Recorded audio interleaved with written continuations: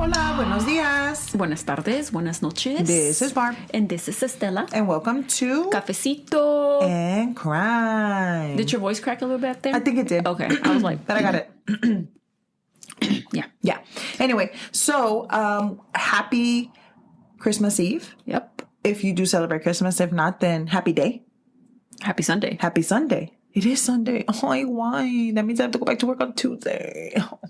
Anyway. Oh, is your neck pop? Yeah, my neck popped. Yeah. So I hope everyone's having a wonderful, wonderful day. We are going to get started today immediately because we've been sitting here for the past hour just talking stupid shit and waiting for coffee. Porque pues es cafecito en crime y no hay café. Como que it doesn't work that way. But anyway, so Estela is going to be bringing our case today. So what do you got for us, sister? Okay, so for today's case, we are going back to Minnesota. Why did you say Minnesota like that? Because they have an accent. That's how they talk over there. Vikings? Nah. Minnesota. If anybody's from Minnesota that's listening, please let us know that we do not that you do not talk like that, please. That's stereotypical. They do have they have an accent. We have an accent too. Yeah, I know. So it's okay. So we're going to Minnesota. I know. Not like that tampoco. Ay, bueno, pues somewhat like that. And we are going to St. Paul and Minneapolis to be exact. So Minnesota is a state. Is a state. Y luego we're going to St. Paul and Minneapolis, which are... This is too much. It's not but too if you much. would like to come with us to St. Paul, Minneapolis, go ahead. To where? St. Paul, Minneapolis. Then go ahead and grab your cafecitos. And let's get started. And we're going again because we were kind of here earlier in the podcast with the weepy voice killer. Oh, yeah, he was creepy, bro. He was creepy. Paul and St. Paul. And we're going to St. Paul. Oh, my gosh. That was back then, though. Not Bro, here. let me tell you something. Side note. I went to Popeyes. Yeah. On Friday, right? And not yesterday that I did go to Popeyes again, but I went on Friday and I went at 12:22. In the afternoon. And it was 12:22. With 22 seconds. Isn't that crazy? Okay. It was, the date was 12:22 and I went at 12:22, 22. Yeah, seconds. Okay. The receipt said. Nice. That's creepy. Okay, anyways. The last time we were here in Minnesota, I think I gave the fun. Ya empezamos mal. The interesting fact, I think I did it about the state, not the actual cities. But since St. Paul and Minnesota are considered twin cities. Why? Because I think they're like the biggest cities in the state or in the area. And they're like right across from each other. You just cross a bridge. Stop. Yeah. That is so cool. Yeah. It's like from here to Baytown. But Baytown's not that big compared to Houston, well, you know? Yeah, but I'm just saying it's from here. So I'm going to give a fun, random, interesting fact about something that includes both cities. And it is that 15 Fortune 500 companies call the Minneapolis-St. Paul region home. 15, 1-5. Yeah. Okay. The most noticeable ones are Target. What? United Health Group. Oh, I work for United Health Group. And Best Buy. Wow. 15. Yeah, but these are like the most noticeable. That's a lot though. Like, do they have like their headquarters there and stuff? That is so crazy. 15. That's a lot. Yeah. That. Okay. So we'll begin with Kristine Catherine Larson, who was born on February 24th of 1988 in St. Paul, Minnesota, to parents Doug Larson and Deborah Tilson. So she had two sisters, Michelle and Teresa, and a brother named Derrick. And she was the youngest out of the four. Eric. She was the youngest out of the four by 8 years. Mm-hmm. So she was a baby of the family. Now, her parents separated, and her mom remarried, and then she had step siblings. So she has like a bigger family. So the mommy y el papá y la mamá estaban jóvenes cuando se separaron. I'm not sure, to be honest. Pero ya no tuvieron, like the mom and the dad didn't have any more kids. They were steps, like they came along. Okay, yeah, okay. I believe so. She has step siblings, and her mom remarried Daniel Tilson, which is why her mom Deb has the last name Tilson, and I'll refer to them as the Tilsons because that's how the research refers to them as the Tilsons. And they don't really show her dad, like her biological dad. Like Nolan, they don't mention him, or at least I couldn't find anything that did. And then su stepdad Daniel, they refer to Kristine as her daughter. Like that was her dad. Well, a lo mejor el papá no tenía nada que ver, He was kind of like, No, here. he passed away. You think so? Well, maybe, but they would have mentioned that. Not that it matters, honestly. No, it doesn't, but I'm just saying. Yeah. Now, her mom, Deb, would say about Kristine that she brought, as we know, cyst to her room and just lit up their lives. She was very social. She loved people. I can relate. I love people. I cannot. Yeah, and she said she was very easy to make friends with, and she just made friends with everybody. And she liked taking care of people. I'm going to find a case one day, guys, that the person that died was a bitch and an asshole. Yeah. Because I have to find one somewhere. Y también she had like a very fiery personality. At some point in 2004, when she was in high school, she began dating Zachary Otis Matthews. A couple of years later, she became pregnant and gave birth to a baby boy named Kristine Larson in 2006. And Derrick would become, I guess as you would expect, Kristine's main focus. Era su hijo. Obviously, yeah. But she was young, so they were inseparable. Decían su familia y sus amigas de ella, and he was described as like just being like his mom and his dad, like igualito. You know what this reminds me? It reminds me como que, ¿te acuerdas de aquel case que hiciste del niño que la muchacha la mató su stepdad? Yeah, when I was working on this case, it reminded me of this, igualito. Así que she was like so... Just trying hard for her son. Yeah. Oh my God, that's so for sad. Halloween. La mató. For Halloween. Yeah, the one that was a pastor with the 14 people congregation. Anyway, you already know. Como, like I just said, he was described as just being like a spitfire like Kristine, pero también he was like a showboat like Zachary. Now, to everyone, and her parents would go on to say it seemed like things were going well for Zachary and Kristine. So they were together? Yes. Okay. Just for them being a new family of three, Zachary moved in with the Tilsons during Kristine's pregnancy, and they all got along, and they considered him part of the family. And Zachary himself, he had a troubled childhood, and he had been in foster care up until the age of 16 when he emancipated himself. Mm-hmm. And he had also, so obviously he had, like I just said, he had a troubled childhood, but it seems like he was hardworking. Like he was trying. Yeah. Uh-huh. Yeah. And he had been previously arrested, but there were no convictions. So he was taken in by the Tilsons, and he was actually being mentored by Kristine's stepdad, Dan Tilson. Mm-hmm. At some point, the couple moved out of the Tilsons' house, and they were living together on their own. But by May 2007, Kristine decided to end her relationship with Zachary and moved back home with her mom and with her stepdad. She was 19 at the time, and he was 21. And it seemed like the reason that they broke up was because Zachary wanted to party with his friends. He quería salir. They were young, dude. They were young. And she was focused on her son, and it usually happens that way. And he wanted to flirt with other girls and todo eso. But like you said, 21, 19. Come on, they're young, yeah. So Kristine, which doesn't make it an excuse, pero como quiera, I could understand why that happened, right? And Kristine had enough of that. She was like, she had plans that included stability for herself and her son. Como que whenever you're a mom that young, como que creces inmediatamente. Like your mind, you grow.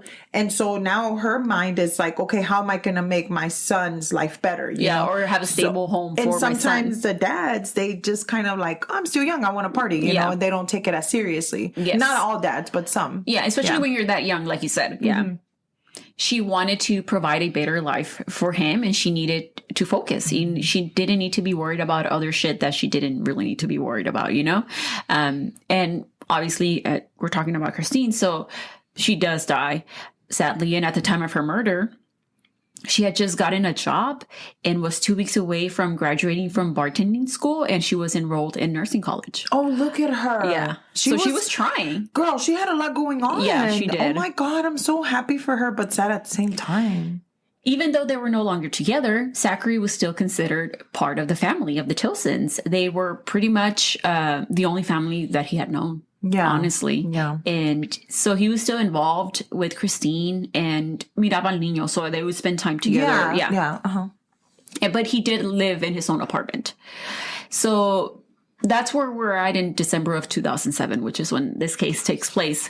It's nearing Christmas, which was the Tilsons' just absolute favorite. They were very much, and they very much had the Christmas spirit with the decorating and attending parades. And Deb would go on to say that they had a family tradition of baking Christmas cookies. Like there's an episode.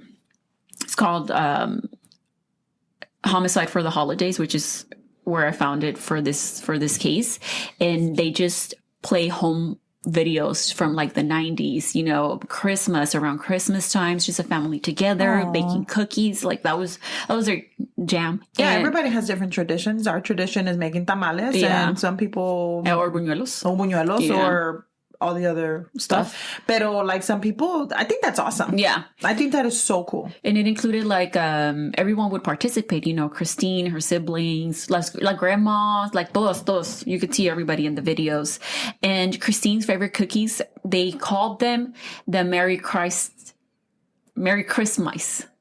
Because it was like a candy confection, but it was like a mouse. Oh, that is so cute. And that's what Deb, I don't know if you've seen, I'm pretty sure everybody knows that, but Jacqueline Hill, she's a YouTuber también, and she posted a picture of her family tradition. Y ellos también hacen galletas. Yeah. And they're all standing around just watching their mom, make the dough, y luego they decorate them and stuff. And I think that is so awesome. I don't think that we would ever make galletas because we're not very galleta people. Not only that, but we would burn the shit at the galletas. I'm not Not even that, but I would just eat them right there and then. Yeah. Like, I don't know. Yo le meto like the... Yeah. We would not. Pero como quiera. I mean, I think that's awesome. If you make them that day, I guess. But before, no. Like, they wouldn't last. Pero maybe como, por ejemplo, like, I feel like maybe they would do it days before. They did. Y luego ya they would eat them, or they would decorate them and then eat them. Right. So it was just fun. Yeah. Now, on December 19th, Deb told Kristine that they needed to get a start on the cookies.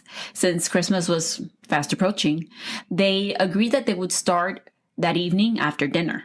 So Kristine was going to go out and she was going to do some errands, and was going to come back home. Y así quedaron, right? After dinner, at around 6:37, Deb ya tenía all the ingredients out, and she was just waiting for Kristine to get started. Y Kristine no llegaba. So she was contemplating, I'm like, do I get started o me espero or what? Like she was waiting for her so that they can start like baking the haciendo como like all the ingredients and stuff like that. Because I'm pretty sure they would make them from scratch. Yes, they did. Mm-hmm. Yeah. So, but she just had everything out already to get started. And Kristine never made it home. Oh my God. Her parents' initial thoughts were that it wasn't that algo le había pasado. No, because we don't want to think that way. Right. So their thoughts were like, oh, she's 19. She's a teenager. She's fine. We were once 19 too. So she's probably just out, doing her own thing or whatever. ¿Y a qué horas era esto? It was already nighttime. It was like 9:10 by the time they were trying to go to bed. Y Kristine todavía no llegaba. Oh, okay. ¿Y el niño dónde estaba? We'll get there. Oh, okay. Now, across the Mississippi Bridge in Minneapolis at around 8 p.m., Michelle Bird pulled up to her driveway to find a vehicle on fire. What the hell? It wasn't like fully on fire. Como que there were just like flicks of fire like coming out of the windows. Como que it was starting the fire. Right. Okay. So they immediately called 911, and they were informed that there was a car on fire in their driveway, and that it wasn't theirs. Let's take a quick break. Persons of Interest is back, and it's bigger than ever. That scream will echo in my head for many years. Taser! He's gonna shoot! Oi! Shot fired! Shot fired! Stay out! You gotta go on you! He had the perfect aim. I am absolutely stressed at that point. I have no idea where my officers are. Persons of Interest available everywhere you get your podcasts. So just a random ass car on the driveway, you come home and it's on fire. Yes. The fuck? And then there was a guy, you could hear the 911 call. So I don't know, it was a guy that called. I don't know if it was her husband, partner, quien sabe, but it was a guy on making the 911 call. And he said that when he made the 911 call, he said, I have a fire extinguisher. I'm going to put it out, but, you guys need to come, or fire department or whatever. Yeah, to kind of check on the car Right. and whose it is and stuff. Yeah. So while they were extinguishing the fire in the car, they discovered a body inside the car. Oh, don't tell me. So they called 911 again, and they're like, yeah, we put out the fire, but there's a body in the car. Oh my God. So they're like, we need the police. And we know by our track record, we kind of know what's going on now. Yeah. Now, when police arrived, obviously, like, you could smell the smoke as soon as you pulled up to the scene. The smell of hair that had burned. The witnesses that called had actually pulled the body somewhat out of the burning vehicle. They probably thought they could help them. Oh, yeah. Yeah. And she was now lying kind of like on the floor cuando llegó la policía. It was a body of a female who looked young. To them, they thought initially maybe early 20s. And she was partially burned. They also noticed that she had markings on her neck. Oh, wow. As if someone had tied something around it. So maybe apenas la iban a quemar, no? Because it was just starting, like you said. Okay. It had little flicks of fire. And upon shining a flashlight at her eyes, they were able to see petechial hemorrhage around. Oh, they choked her. So for whoever doesn't know, because I figured kind of what it was, but I also looked it up. So it's when tiny blood vessels called capillaries in the eyes bleed and can rupture due to increased pressure on the veins in the head when the airways are obstructed. So detectives also took notice of her clothing, or lack thereof, for that time of year in Minnesota. Really? So it was fucking cold, obviously. You know? Obviously, it's Minnesota. And the young woman, who we know who it is, pero ellos todavía no saben, she was not wearing a coat or no shoes. What? That's crazy. This led them to believe that she was killed somewhere else inside. And that then she was placed inside the car, and then the car was dumped and set on fire to cover up the scene, to cover up her murder. I don't know if anybody else that's listening to the episode can. It's like me. I'm already going like, okay, la ahorcaron y luego la sacaron. They dragged her. Like my mind is already like, what did they do? When detectives spoke to the neighbors who had found the car, they were told that it wasn't their car, even though it was parked on their driveway or in their driveway, and they had no idea why it was on fire or who had done it. They were able to determine that the car was left between 7:30 and 8 p.m. that night. Si tenían cámaras o no? No, but it was because the homeowner left the house. Y eran las 7:30. And by the time they left, the car wasn't there. Okay. And they came back at 8, and the car was already burning. Now, other neighbors told police that they themselves hadn't seen or heard anything. So, but at least they had like a window, 7:30 to 8:30 minutes. And it's already dark at this time, right? So, like, I don't know, maybe somebody saw something. Now, inside the vehicle, police found a partially burned phone book that was in the back seat, just like the body was, because ahí encontraron the body. Question, sorry. Phone book like yellow phone book. Like yellow pages, not like the phone book like you write your phone numbers on, right? No, yeah. They believe that it was used as an accelerant for the fire. Oh, okay. And whoever had done this, if they were using an accelerant, obviously, like I just said, they planned to burn any evidence that might have possibly been left behind. So they were trying to burn everything. Yeah. Right. They also noticed that there was a baby's car seat in the car, which worried them momentarily. But thankfully, they were like, oh shit, is there a baby inside the car too? We need a search. But thankfully, there wasn't a baby in the car. But it did make them think or wonder if a baby was missing. And if it was with whomever had set the car on fire. So they needed to identify the young woman as soon as possible. But thankfully, there was a purse inside the car. And inside the purse, they found a driver's license. They were able to match the picture on it to the victim at the scene, which was 19-year-old Kristine Larson. 19, dude, a baby. Yeah. Oh, God. And then they headed over to her home to deliver the bad news. The bad news to her parents, to her family. But right before they did that... Making cookies will never be the same for that whole family. They don't make them anymore. Yeah. I was going to say that towards the end, but her mom went on to say, she's like, we don't bake cookies anymore. Yeah, So right before they were going to head out to deliver the news to Kristine's family, it looked like they had received their very first possible lead. quickly then. Yeah. A police officer, they were at the scene, and he came up to them y les dijo that it looked like a gold pickup truck had been reported stolen in that same part of town. And that call for that had come in right after the call about the burning vehicle. So they thought that they have maybe were connected. Mm-hmm. So there was a bolo put out for that stolen gold truck. Now back at Kristine's parents' house, after delivering, the unimaginable tragic news, detectives they asked her parents, they were like, hey, does she have a son or a child? Like a baby. Where's child? Do you know where the baby is? So the Tilsons immediately called Zachary and confirmed that he had Darian. Oh, thank God. Yeah, okay. Which obviously a big relief. He told him that Kristine, he was like, he told him that Kristine was supposed to go over, and they were supposed to go to like a Christmas event, like Toy for Tots, to get some gifts for Darian. Then that they were gonna go, and then she was gonna take Darian, pick him up, y se lo iba a llevar con ella. But she never showed up.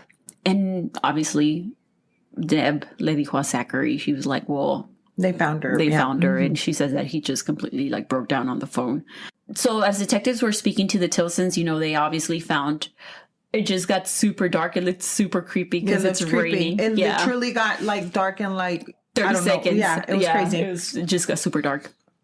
But anyways, as detectives were talking to the Tilsons, they were able to provide some more background information about Kristine. And, they told detectives that, she was just raising her son. She didn't do drugs. Like, she drank, but she wasn't like, per se a drunk. Yeah. There was nothing crazy to where it would like warrant someone wanting to fucking kill her in this way. Detectives also... because it was pretty gruesome. Like, strangling somebody is very personal. Yeah. So detectives also learned, that Kristine and Zachary were no longer together, but that he was still very much part of the family, like I had just said earlier, and was still involved in Darian's life. And he no longer lived with them, but that he had his own apartments and his own apartment. Pero que vivió ahí con ellos, like all the story. Yeah. Right. And, again, they were like, yeah, they broke up, but it was because, it wasn't anything. They were young, whatever. Uh-huh. Deb told detectives that she last saw Kristine at 1:20 that afternoon. So sí la había visto. Yeah, vivía con ella. Okay. Yeah. Sí. So Kristine was going to go drop off a friend of hers at a convenience store, and that she was going to go pick up Darian, So they knew the plan that she had. Okay. Yeah. Yeah. And detectives made their way to the convenience store where Kristine dropped off her friend, and they pull up the surveillance of that day. Yeah. They saw Kristine's car pulling into the parking lot, and it was maybe like around 1:40-ish. She dropped off her friend. Ella también se metió inside the store. She bought something. She was making conversation with whoever was ringing her out. She was laughing. She left, got back into her car, and drove off in the direction of St. Paul. Not Minneapolis, because remember, la encontraron en Minneapolis. Sí. So, but when she left the parking lot, she went in the direction of St. Paul. Pero ¿dónde vivía el muchacho con el niño? And they all lived in St. Paul. In St. Paul, okay. Yes. So there was nothing strange in the video. Everything looked normal. And when she left the parking lot, nobody followed her. There was nothing like that noticeable, pues. Right. And it was like a 2:15 cuando ya se fue. Now, news of the gold pickup truck came back. It was found dumped somewhere with no one inside of it. And at this point, they didn't know if the truck had anything to do with Kristine's murder, but they also didn't know that it didn't have anything to do with Kristine's murder. Yeah, they didn't know much about the truck, basically, right? Okay. So they decided to, impound it still and sent it out for forensic testing, and just in case it could pull any DNA. Yeah, because como que está medio raro que right after they get this phone call, this happens, right. So I would think. I mean, they're doing their due diligence. Yeah. It's not like the case did not get worked on. They were trying. Yeah, they really did. Yeah. And now it was the next day. Now it was the 20th. And that morning, Zachary went to an informal interview with detectives. He told detectives that Kristine was supposed to pick him up and Darian and go to the Toys for Tots. She was supposed to be there either by 2:30. He called her at 2:15. Didn't hear back from her. So he waited a little bit. She never showed up. So he said that he got himself and Darian ready They caught the bus to the event and llegaron como a las 3 allá al event. They made it to, no, I'm sorry. They caught the bus at around 3. And they actually made it to the event at around 4. And they left maybe like 4:30ish, 5. Made it back home at 6. And dice Zachary que ahí se quedó. He didn't go out anywhere else. Detectives also asked Zachary about, obviously, his relationship with Kristine. Of course. He told him that they had broken up. Kristine told him that she needed to be stable, and she also wanted that for him. But that even though they were not together anymore, she still made sure that he spent time with his son, and that he missed her, and that even though they were no longer together, each respected their decision, to not be together. They both had moved on. And that he hoped that, okay, we're not together now, but maybe in the future we could get it together enough and get back together. His story was verified by detectives as far as where he was. Because you can see on the tickets que te subes al bus y todo eso, right? Okay. And at the event, because at the event you have to sign in. Okay. And he signed in. So they contacted somebody that worked the event, and they're like, yeah, he signed it. And it was after 3 p.m., like he had said. Now, so ahí quedó eso con Zachary. Detectives received a call from Kristine's best friend. Her name was Brandy. And she was like, hey, whatever you guys need, I'm happy to help. Any information, let me know. Ella les dijo a ellos something that they, I guess, hadn't found out by then. It was that Kristine was dating somebody new. Oh. A man named Derrick Brown. So detectives were like, Derrick Brown, okay, cool. Let's try to track him down. Para hablar con él. Well, they couldn't. What? They couldn't track him down. He hadn't shown up to work. Okay. And no one could get a hold of him. It's kind of suspicious, in the words of the queen. And it was while trying to locate Derrick that the autopsy report came back for Kristine. It noted the following injuries on her, which were ligature marks around her neck, a cut on, or like a hit on her forehead, burn injuries on her face, back, and feet. I mean, she was partially burned. Well, yeah. And blood around her nose. Now, her cause of death was strangulation, and it was done with a shoelace that had a small loop on one end of the lace, and then it was tied in a ring and secured in a knot. So it kind of reminded me like a zip tie, kind of. Kind of like a zip tie, yeah. Mm-hmm. And porque estaba delgadita. Right, yes. Yeah, And a blow to the head happened before she was strangled. But the autopsy wasn't able to determine at what time she was killed. No, my question is, con qué le pegarían, Right. Yeah. So her death was ruled a homicide. A homicide, yeah. The next day, they encontraron a Derrick, pues. Oh, ¿dónde andaba el güey? Yeah. And they contacted him. He was like, yeah, I'll go talk to you guys. When he did, he told them that he hadn't shown up to work and had, quote unquote, gone missing because nobody could get a hold of him because he was so heartbroken about Kristine's death and he just needed, to get away from things. The fuck? He was really upset, and he told detectives that he loved her. He was like, I couldn't believe it. So le preguntaron. ¿Y por qué no contestaba el teléfono para decir eso? Like, just say that. Answer and be like, hey guys, I'm having a hard time. I'll call you back. That's it. Yeah. He got asked about his whereabouts on the day of her murder and if he had seen her. He said that they hadn't spoken that afternoon, but that he had seen her in St. Paul. He was walking, and he said that he saw her car drive by, and he was like, oh shit, that's Kristine. So he flagged her down, and she pulled over when she realized who it was. So she rolled down her window, according to Derrick, and he told her, hey, what are you doing? Where are you going? Y que ella le dijo, oh, hey, I'm just going to go get my son, but let's get together later. And then he said, okay, cool. And she left. So así quedaron con Derrick. And that this was around 2:15, which was around the time that she had left the convenience store. Yeah. So, como quien dice, she left the convenience store and she drove, y allí es donde miró a Right, Derrick. And she was by herself. Todavía no recogía a Darian. So after he saw Kristine, he said that he went to his brother's house and didn't go anywhere else, and that's where he spent the evening alone. Derrick seemed suspicious to detectives, initially, and he was, at that moment, their primary suspect. And they got a warrant for his cell phone records to see where he was at that time. And to the detective's surprise, his cell phone did not ping him anywhere near Kristine or the car in Minneapolis. And he was exactly where he says that he was, at his brother's house. Shit, man. Now I don't know who did it. Now, really quickly, just back to the gold pickup truck. It came back that it had nothing to do with Kristine's murder. Oh. It was just some like punk kids that were, just doing stupid shit. And it just so happened to be okay. In that area. So the gold pickup truck is done.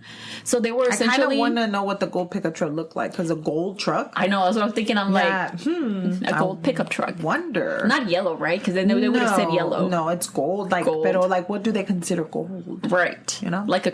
No, we're not going to go there. Anyway. So essentially they were back to square one. Yeah. Now, detectives, that's why they're detectives, because they're just so fucking smart. So they started, thinking to themselves, okay, how did the person that set Kristine's car on fire leave the scene? So obviously her car was driven there. There were no other stolen cars, reports made, besides that gold truck that didn't have anything to do with it. So did the killer set the car on fire and then walk? And if so, the route that person would have taken would have been through Interstate 94.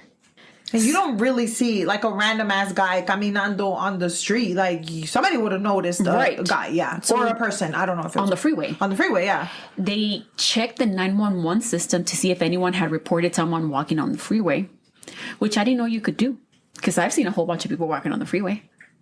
Yeah, but I mean, now that I think about it, yeah, I see people. I just didn't know that people reported that kind of stuff. We need to report. I know. Because que tal que, not only is it dangerous, but que tal it could help somebody. Yeah. So definitely something to think about. Yeah, definitely. But anyway, someone had reported somebody walking on the freeway that night. It was a male, and he was walking east in the direction of St. Paul. Mm-hmm. And the description of the male resembled Zachary. What? So they decided to look deeper into him. They executed a warrant for his cell phone records to see where he was that day and if it matched what he initially had told detectives. So they learned that Zachary did not get on the bus from his apartment to the Christmas event at the time that he said he did. Also, his cell phone towers pinged Zachary going westbound on 94, 30 to 45 minutes before Kristine's body was found. The fuck? I'm in shock. So he was driving in the direction of Minneapolis, where the car had been dumped and set on fire. So he was now their prime suspect. Yeah. Initially, when they learned of Kristine's murder, Deb and Dan had made arrangements for Zachary and Derrick to stay with them. So se estaban quedando con ellos. Investigators knew where he was, tan siquiera. And they needed to, obviously, tread lightly while he was... Yeah, and not alert the family or nothing, you know, because I would have killed his ass in his sleep. Bitch. While he was staying with the Tilsons and without his knowledge, detectives executed another search warrant for Zachary's apartment. Mm-hmm. And in the lobby of his apartment complex, they found a package of Yellow Pages phone books. Oh, shit. And it was open and some were missing. When they got to his apartment and they made their way deeper into it, they noticed there was like a post between the kitchen and the living room, separating the areas, and they noticed a smear of red substance on that post. Now, remember, Kristine had a head injury. Mm-hmm. So maybe he fucking pushed her and se dio un chingazo en la frente, you know? Mm-hmm. Now, luminals showed that where the smear had been, había más sangre, but somebody had tried to clean it up. Mm-hmm. They obviously didn't do a very good job at it. Yeah, I don't know why people think they can get rid of that. You can't fuck with science, bro. Yeah, not the science. Not the science. In the hall closet, detectives found a letter. Okay. It was, and when I was like reading through the letter, some of it was kind of like lyrics, también. Like he wrote like a rap? Yeah, kind of. But then there was an actual letter too. A song? Yeah. And it was from Zachary to Kristine, and it looked like he never gave it to her. But he wrote it. Maybe he just needed to get his feelings out, right? And the letter kind of talked about how he was not happy about their breakup and how she had done him wrong or something along those lines. And it read, quote, here's like an excerpt. It's your cop-out because you weren't woman enough to say you didn't want to be with me. You were trying to find faults so you could compare me to other guys. I now realize that you felt guilty about being with me because you were cheating, which is why you never had my pics on MySpace or your personal phone. Not the MySpace. Which is why you were so secretive on MySpace. It makes me feel worse now that I put 2 and 2 together. I hate the fact that I miss you so much, but you don't give a damn about me. End quote. Wow.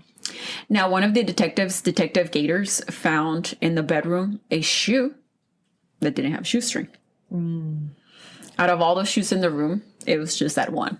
And with all the evidence that had been found in Zachary's apartment, detectives were confident that they had the person that they were looking for. And the shoestring that was found at the scene was sent off for testing. And they knew that those results going to take time, right? So with everything they had found in the apartment, it wasn't going to be enough to charge him. So they needed him to confess or something, you know? So they brought him in for another interview. That's when they called the Tilsons. They're like, hey, you know, this is what we found. And as they were being told these news, Deb, she was like, we were being told these news on the phone, both of us. We had the phone like this in between both of us. And Zachary estaba en la sala. Hell nah. Yeah. I can even imagine what No, me voy lo desreño. Yeah. An hour later, after that, Zachary was back at the police station. And, you know, by now, at this point, when he went back to the police station, it was Christmas Eve. They start again at the beginning, and Zachary relays the same story, you know? Now, they had to obviously ease into telling him that, you know, hey, you're lying to us. You're not telling us the truth about where you were on December 19th.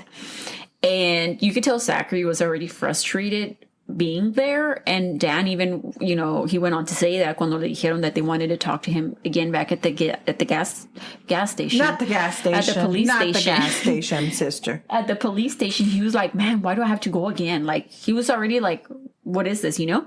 So. Because he thought that they had believed what he said. Right. Yeah. So when they were like, hey, you're lying to us, he became like, his demeanor was very defensive. And to those accusations, you know, about that he was lying, he said, I don't know what you mean. I was at home. It got to the point, Barbie, where he wasn't even looking at them in the face. Like, he was just looking down. Y estaba así. You guilty bitch. You know you're guilty when you can't even look at people in the face. Yeah. They're like, you're lying because your phone pinged near cell phone towers close to Kristine at the time that you said you were home. So he had made 2 calls, one at 6:20 and another one at 8:40. And both of those times, he wasn't at home. And cuando le dijeron eso, he was like, oh, I went to a party. Oh. Yeah. And so I was coming home. Wow. He changed the story. Yeah. Okay. One of the detectives, Detective Zimmerman, straight up was like, nah, bitch. You're lying. You kind of, you know, you put the good cop kind of like understanding thing to the side. You're like, no, now you're going to be straight up with that person. You're like, you're lying. Tell us where you were. And by that point, had been there 3 hours, yeah. And they weren't getting anywhere. He was like, y él no estaba cambiando su historia. Zachary was denying having killed Kristen. So when Zimmerman brought up the letters that he found in his apartment, and how he had written them, and how what were in the letters didn't match what he had said at first about how, you know, it was everybody was fine, everybody was happy, amicable, yeah, and all of that. Que todo estaba con madre. Yeah. You know?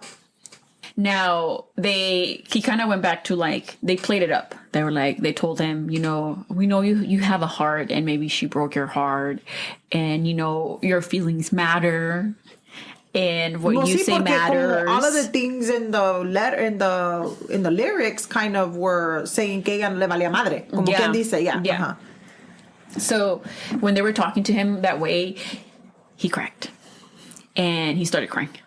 And then he said that he found Kristine lying dead in a hallway closet. Oh, all of a sudden now está dead out of the nowhere. In the kitchen closet, like in the hallway. And that he got scared, put her in her car and drove it to where it ended up being found. But he was like, but I didn't set on fire. I didn't do that. I didn't kill her and I didn't set on fire. I just drove her out there. Interesting. That he just got out and left walking back to his apartment, which was 10 miles away. And he said that someone else must have gone inside his apartment and killed Kristine and put her in the closet where he found her. Yeah. So he didn't confess, right? He said, I didn't kill her. I just drove her. But he did touch the body. Right. Uh-huh. So he still implicated himself in what happened. And that was enough to arrest him. And he was charged, I think, with second-degree murder of Kristine on Christmas Eve. Now detectives kind of had enough to kind of piece together what happened that night. They believe that Kristine got to Zachary's apartment before 3 p.m. They argued for some reason, either because she was late getting there, or maybe it had to do with the breakup, because he wasn't happy about it. Like, he wanted to get back with her, and she had moved on. She was dating Derrick.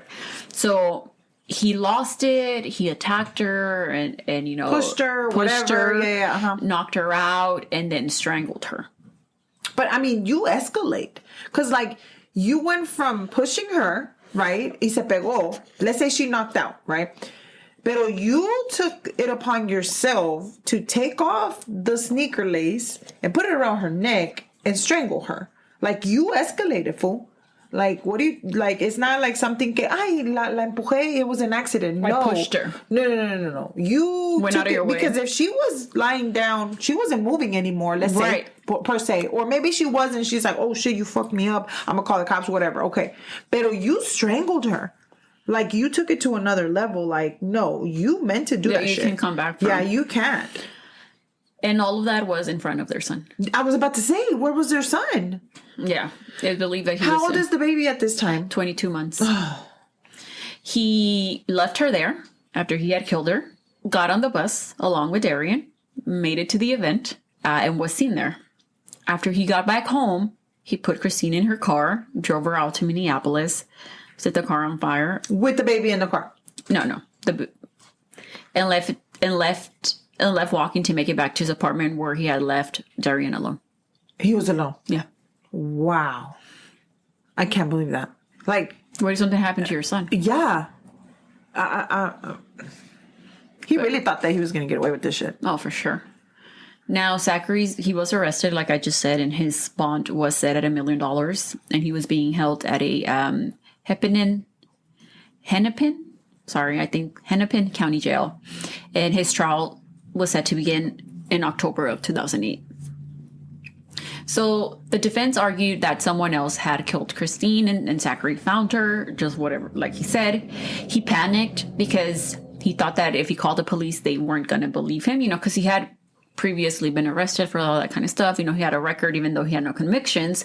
So he just dumped her body, but didn't set the car on fire. Didn't set the car on fire and didn't choke her. Right. Didn't take off her shoes. Did they ever find her shoes? No, they were in the apartment. But I guess when she got there, maybe se quitó los zapatos, ella se quitó el coat because she was inside, Yeah. So the defense presented no witnesses, and Zachary didn't testify. And he just thought it was the miracle of God was going to believe the fact that he didn't kill her. Okay, right. Yeah. Now the prosecution contended that Zachary, who was already mad at Kristine for not patching up their relationship and was dating other men, got even more upset that day because, as I mentioned earlier, she got there late. He struck her and knocked her out, and then that's when again he tied the ends of the shoelaces into loops. Threaded one loop through the other and then placed it around her neck. Now, witnesses for the state testified that the reason that Kristine ended the relationship was because it was very toxic and abusive. I can believe that. That day when she decided to end it earlier in the year, Zachary threatened to commit suicide by jumping off the Wabasha Bridge in St. Paul. That he was there, like at the railings, and that Kristine had to talk him out, telling him that we'll get back together, we'll work on it. Wow. Yeah, and that she was holding on to him and everything, that because he was going to kill himself. And también they also brought in a DNA expert for the a DNA expert was also brought in to testify about the DNA samples found on the shoelace used to strangle Kristine. Now, Kristine's DNA was the predominant sample found. And there was another minor sample found on it as well, which could exclude 99.99% of the population. But it couldn't exclude Zachary. Mm-hmm. Like, they couldn't say that it was his, but they also couldn't say that it wasn't his, Mm-hmm. So he was found guilty of first-degree murder in October 2008. And at his sentencing, 9 people gave victim impact statements, which included, of course, Kristine's family, her siblings, her parents, aunts. Her friend. Yeah, and even Miss Bird, the lady that found the car was on fire, her driveway. I wonder how he picked that house and just put it there. It was just random. Yeah. Yeah. Uh-huh. Zachary was sentenced to life without parole. And when the judge, told him, hey, do you have anything to say? He's like, I don't have anything to say. And as he was like quietly sobbing and shit. Don't sob. You know what you were doing. Now, in 2009, the Tilsons actually won custody of their grandson, Derrick Larson. Well, who had custody? The state? Well, she had to, I think they ended up suing Zachary for custody. So there was a battle, obviously, that they had to, and so he is being raised by them. And I think at the time of the article that I read, I think it was in 2009, they said that they wanted to adopt him. So I'm sure that it happened. But there was kind of like a fight because Zachary's mom también wanted the baby. Yeah, Even though, wasn't he adopted or? No, like his biological. No, he was just in foster care. Pero, porque no quería cuidar. Pero I'm sure he still had family. Pero su mamá or su grand... El niño, la mamá, la grandma del niño. Yeah, wanted to también. So she actually ended up agreeing that, Derrick just stayed with the Tilsons. So, yeah, that's the case of 19-year-old. Reminder. And he was 21. Like, you just throw your whole life away what? Whole life. Pero es que no ponía sus fotos on MySpace, bro. He's not in your top 5, top 3? Promise you that anybody out there that's listening to this should know that there's always a way out of anything. There's no reason why. And good on Kristine, because even though he was like threatening her and like obviously she was gonna go with him to the little event with their son. That's what I'm saying. She was trying. But también like ella like no se dejaba que even though he was telling her, hey, I'm gonna unalive myself, she was still like, well, I'm not gonna stay with you just because you're telling me you're gonna kill yourself. Yeah, good on I'm her. still gonna I gotta go. She was like, I want better for my son, and this isn't it. She was going to nursing school. Yeah. She was, even though her parents were a big help for her, that's crazy. Yeah, and then like I mentioned earlier, Deb, she was like, yeah, we don't bake cookies for Christmas anymore. So, and it's always hard to lose somebody, obviously, but just like around a holiday, especially like Christmas, you're like, fuck. Yeah. Like, that's crazy. Yeah. Well, thank you so much for that, sister. Let us know what you think. If you would like to follow us on Instagram at Cafecito and Crime Pod. Also listen to us on anywhere you can hear a podcast.